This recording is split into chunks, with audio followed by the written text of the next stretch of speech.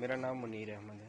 मुनीर जी, अभी क्या जो किस्सा हुआ है, क्योंकि इंसिडेंट एक हुआ, आपकी वाइफ को डिपोर्टेशन के लिए भेजा गया, इस पूरे घटनाक्रम को बताएं, मतलब क्या हुआ, कब शादी हुई, कैसे हुआ?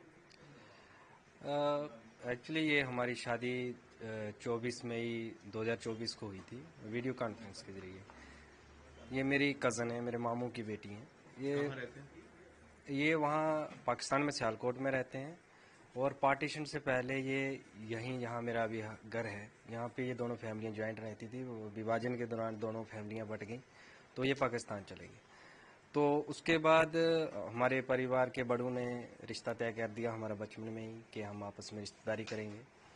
तो फिर जब अभी शादी की हमने 2024 में, उससे पहले मैं आपको बताता हूँ कि मैं सीआरपीएफ में कार्यरत हूँ। तो मैंने अपने विभाग को शादी की अनुमति के लिए सूचना देने के लिए मैंने 31/12/2022 को मैंने एक लेटर लिखा था, और उसको उस लेटर के ऊपर कुछ आपत्तियां लगा के इन्होंने रिटर्न कर दिया। 24 जनवरी रिस्पेक्ट है।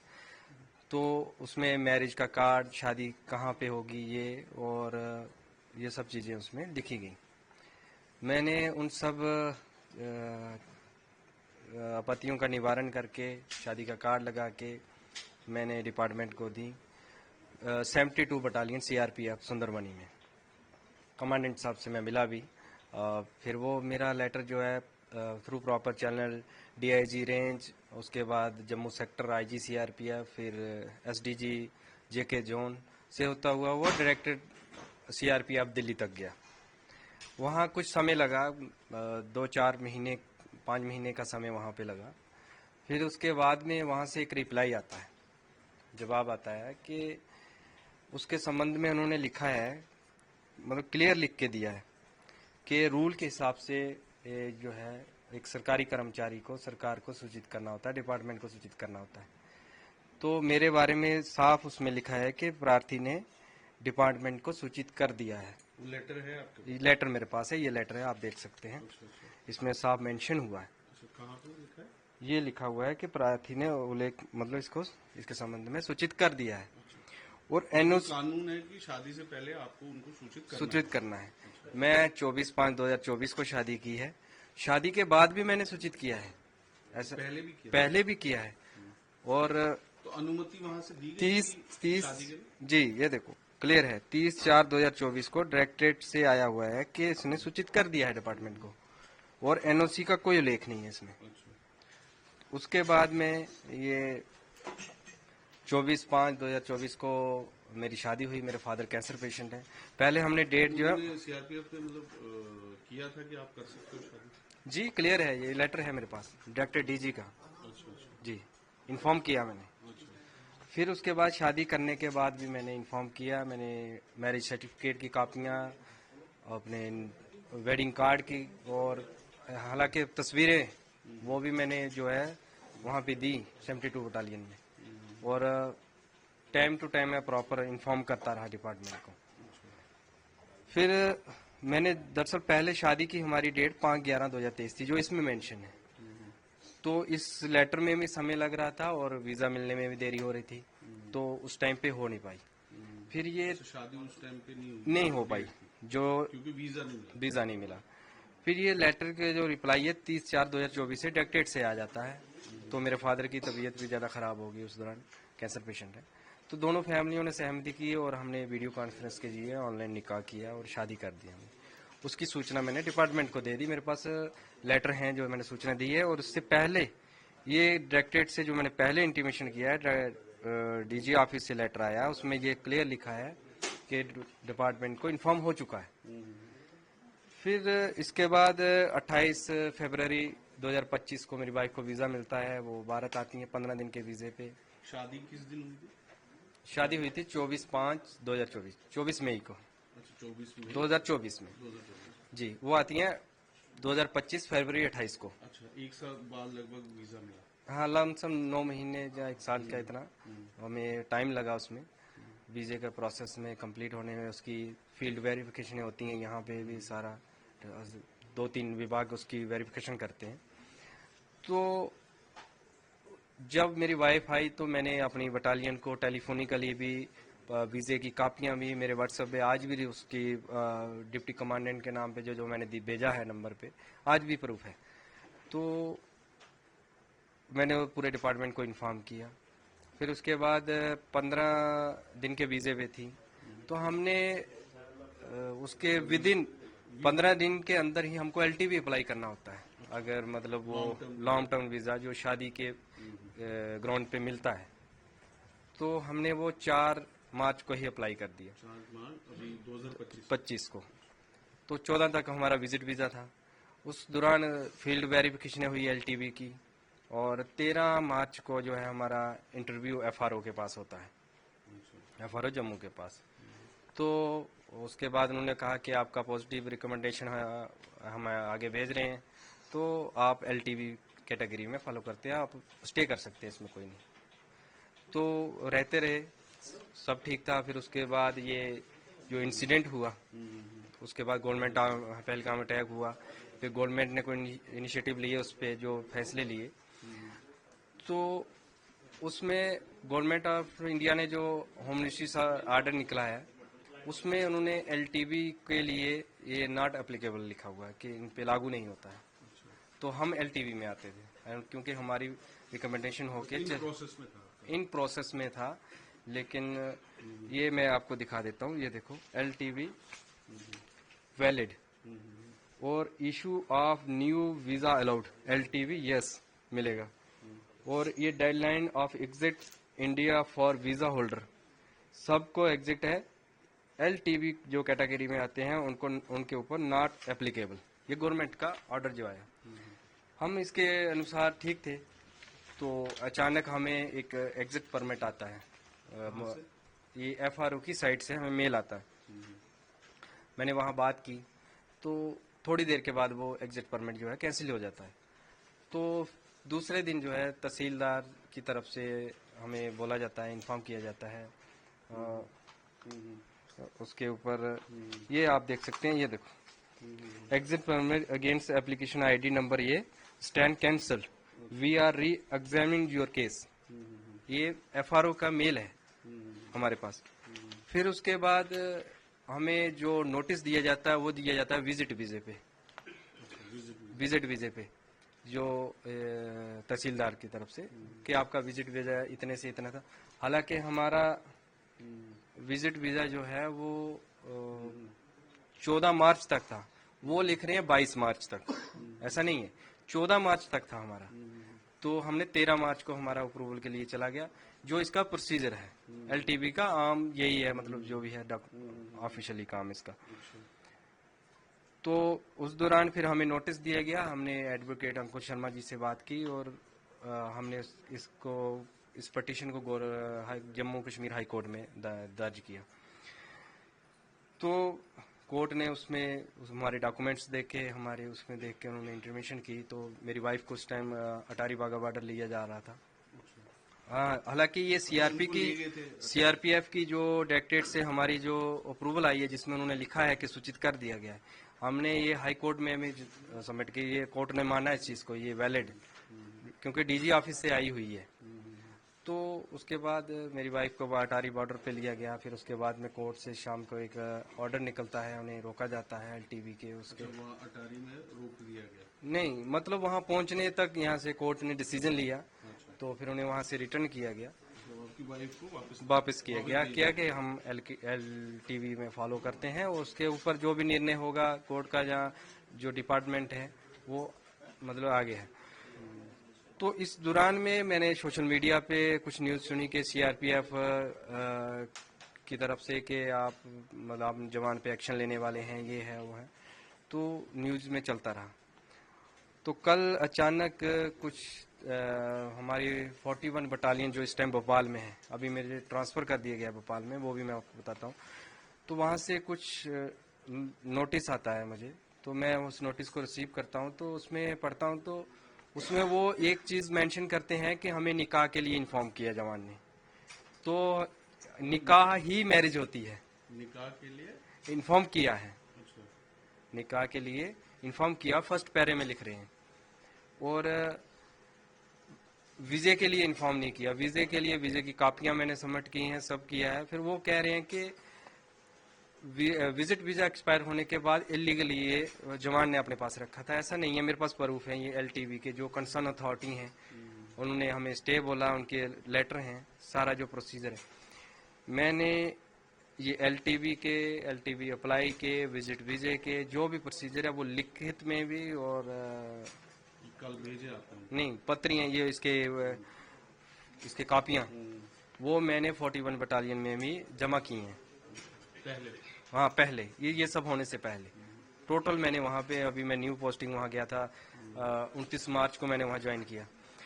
इससे पहले एक इंसिडेंट मेरे साथ हुआ अचानक। इस पे कल वाले में क्या आप बताएगा कि आपको डिस्मिस किया जाता है? जी, उसमें लिखा गया है कि क्या आप है लेटर में? क्या है लेटर में ये चीज़ भी वो मेंशन कर रहे हैं कि निकाह के बारे में जवान ने सूचित किया है।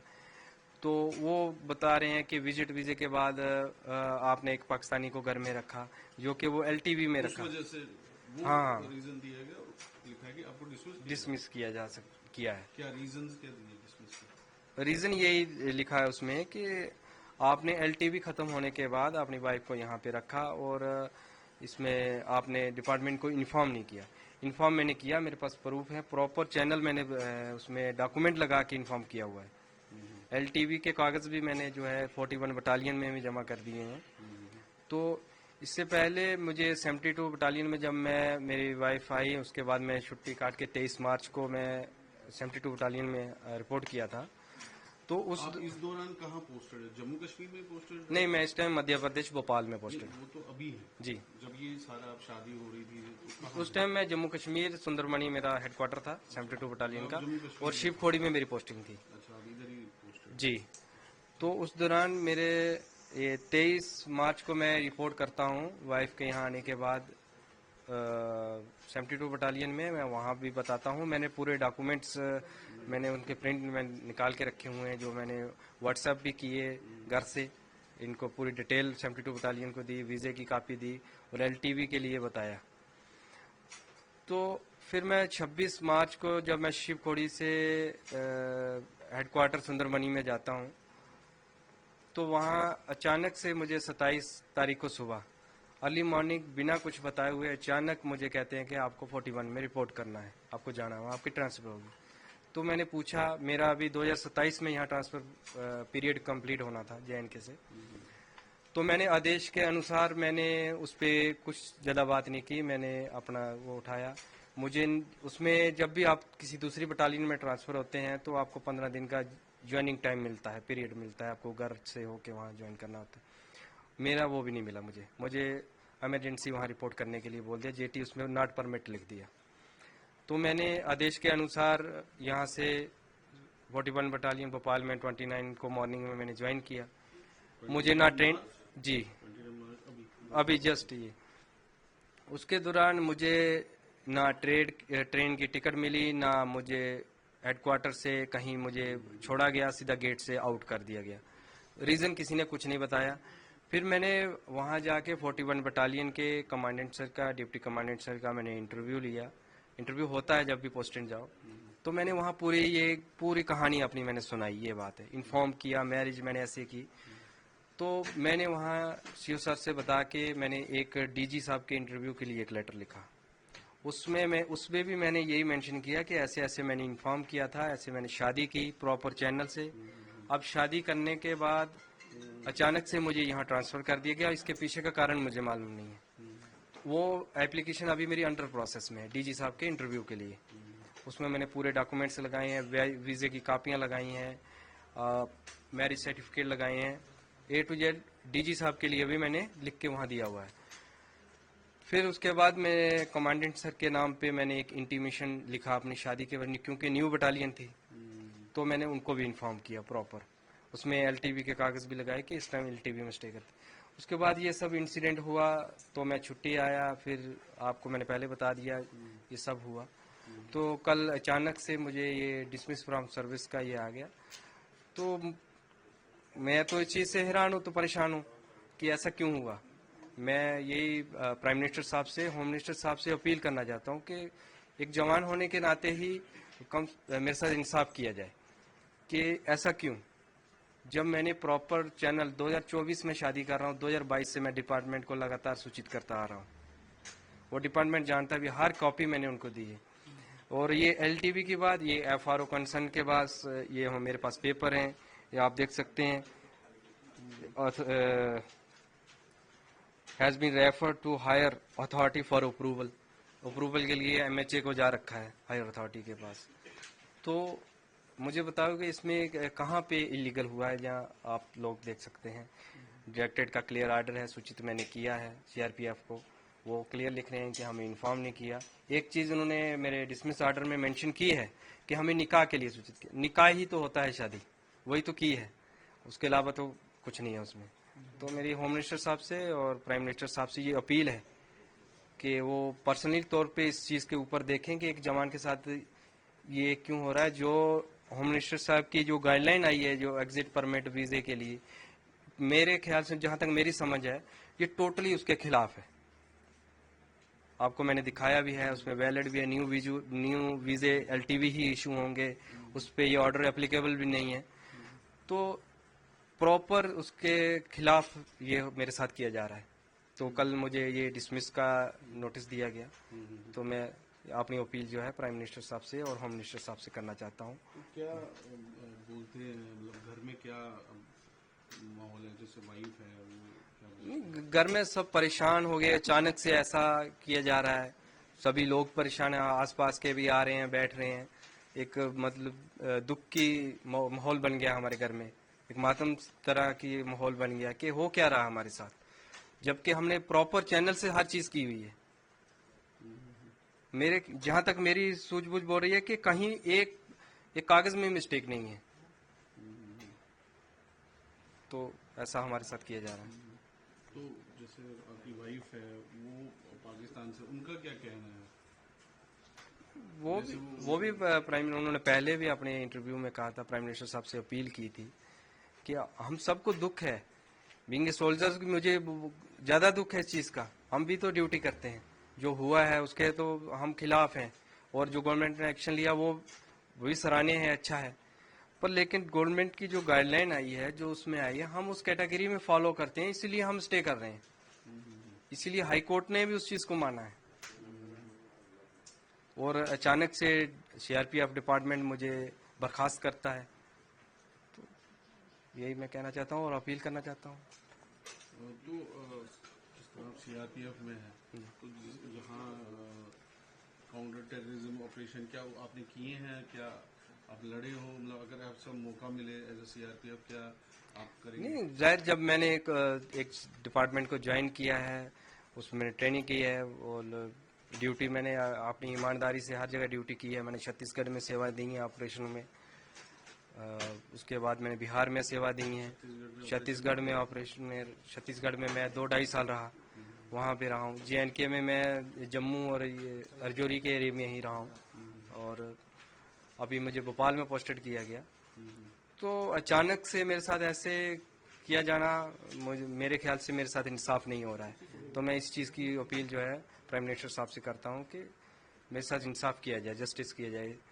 तो अब आपके पास क्या ऑप्शन है, क्या लीगल में आप जा सकते हैं? जी, मैं ज़रूर इसके लिए मैंने अपने वकील साहब से भी बात की है, तो मैं हाई कोर्ट से अपील करूंगा मुझे इंसाफ दिलवाया जाए, और मैं प्राइम मिनिस्टर और होम मिनिस्टर साहब से भी अपील करता हूं कि इसमें और जो वीजा पेंडिंग है वाइफ का? वीज़ा पेंडिंग है, वो होम मिनिस्ट्री में अप्रूवल के लिए गया है, तो मैं वो उसके लिए भी अपील करता हूं सरकार से कि वो वीज़ा भी दिया जाए, ताकि हमारे घर में थोड़ा माहौल ठीक हो। एक परेशानी की टेंशन बन चुकी है, और इधर से सर्विस का ये इस तरह का नोटिस आना। तो तो ये शादियां होती रहती है, मतलब जो आपके रिश्तेदारी में, क्योंकि जम्मू कश्मीर में काफी लोग हैं, वहाँ पे शादी होती है, पाकिस्तान में काफी सारे लोग शादी करते जी, हैं। वो तो होती है। अभी आपने देखा है कि हमने भी सोशल मीडिया या मीडिया के थ्रू अब देखा है कि कितने लोगों ने शादियां की हैं, शादियां होती हैं, और लोग रिश्तेदार जो भी हैं आपस में। मेरे तो मामू की बेटी है, इसमें हमने बड़ों ने किया था, मेरी अरेंज मैरिज हुई है। जी। तो अब आखिर में एक क्या मैसेज आप देंगे, क्या एक अपील करेंगे? मैं अपील प्राइम मिनिस्टर साहब से और होम मिनिस्टर साहब से इस चीज़ के लिए अपील करता हूं कि मेरे साथ इंसाफ होना चाहिए। ये जो मेरे साथ किया जा रहा है, ये मेरे पास पूरे प्रूफ हैं, मैंने डिपार्टमेंट को भी इन्फॉर्म किया है। तो अचानक मेरे साथ ऐसे किया जा रहा है, उधर वीज़े के लिए और दूसरा सर्विस से इस तरह करना, तो एक हम परेशान हैं। हम इसके लिए गुहार लगाते हैं प्राइम मिनिस्टर और होम मिनिस्टर साहब से। देश विदेशातील प्रत्येक घडामोडींचे लाईव्ह अपडेट मिळवण्यासाठी आता साम टीव्हीच्या सर्व सोशल मीडिया प्लॅटफॉर्मला लाईक, फॉलो आणि सबस्क्राईब करा। तसंच सर्व नोटिफिकेशनसाठी बेल आयकॉन प्रेस करायला विसरू नका।